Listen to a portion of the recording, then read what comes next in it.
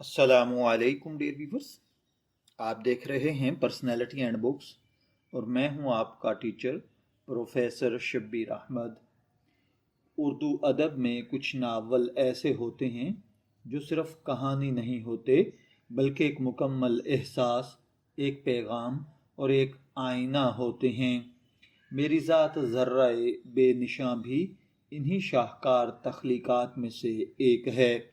ये नावल महज एक लड़के की कहानी नहीं बल्कि मुआशरे, रिश्तों, इल्ज़ाम, सब्र और अल्लाह पर यकीन की एक गहरी तस्वीर है।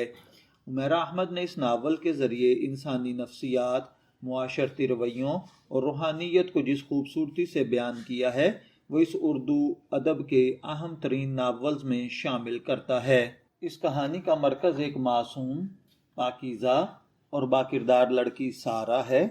वो नहायत नरम दिल, मजहबी और ख़ानदानी इक़दार की पासदार होती है।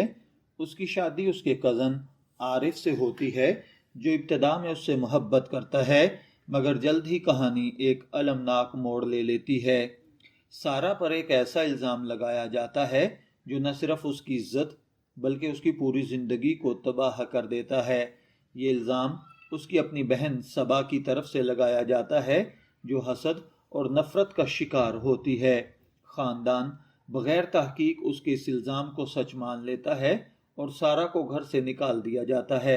यहाँ से शुरू होता है एक औरत की वो अज़ियतनाक ज़िंदगी जिसमें वो हर दर्द, हर दुख और तन्हाई को बर्दाश्त करती है मगर ज़ुबान से शिकायत नहीं करती।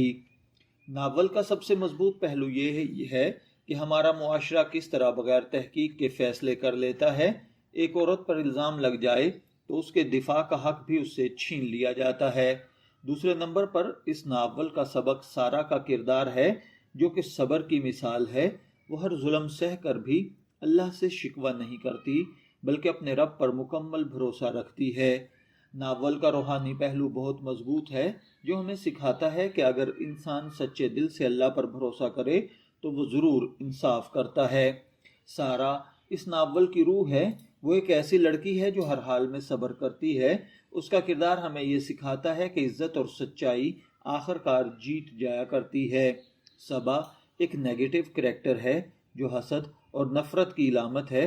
उसके ज़रिए मुसन्निफ़ा ने दिखाया कि इंसान का अंदरूनी जहर किस तरह दूसरों की ज़िंदगी बर्बाद कर सकता है। आरिफ एक कमज़ोर शख्सियत का हामिल किरदार है। वो अपनी बीवी पर यकीन करने की बजाय दूसरों की बातों में आ जाता है जो उसकी सबसे बड़ी गलती साबित होती है। ये नावल हमें कई अहम असबाक देता है, जैसा कि किसी पर इल्ज़ाम लगाने से पहले तहकीक ज़रूरी है।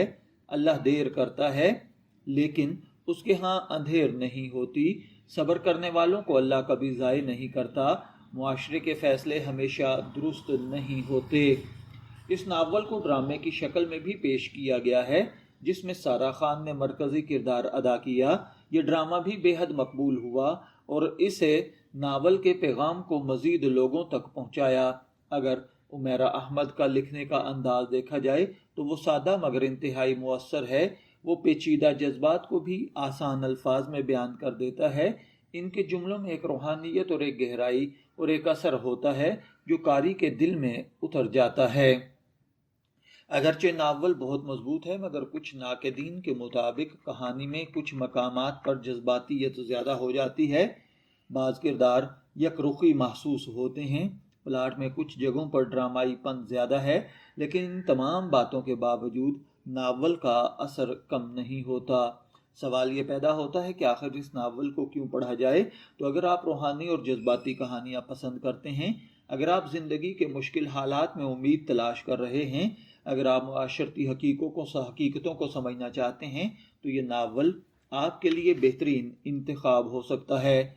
मेरी ज़ात ज़र्रा बेनिशां एक ऐसा नावल है जो सिर्फ पढ़ा नहीं जाता बल्कि महसूस किया जाता है। ये हमें हमारी कमज़ोरियों, हमारी गलतियों और हमारे रवैयों का आईना दिखाता है। उमैरा अहमद ने इस नावल के ज़रिए ये साबित किया कि एक सच्ची कहानी हमेशा दिलों में ज़िंदा रहती है। अगर इसको मैं दर्जा बंदी 10 में से दूं तो ये 9 ऑफ 10 है और इसको अगर देखा जाए تو یہ رومانوی، سماجی اور روحانی ناول ہے۔ یہ ناول ہر اس شخص کو ضرور پڑھنا چاہیے جو زندگی کے اصل معنی سمجھنا چاہتا ہے۔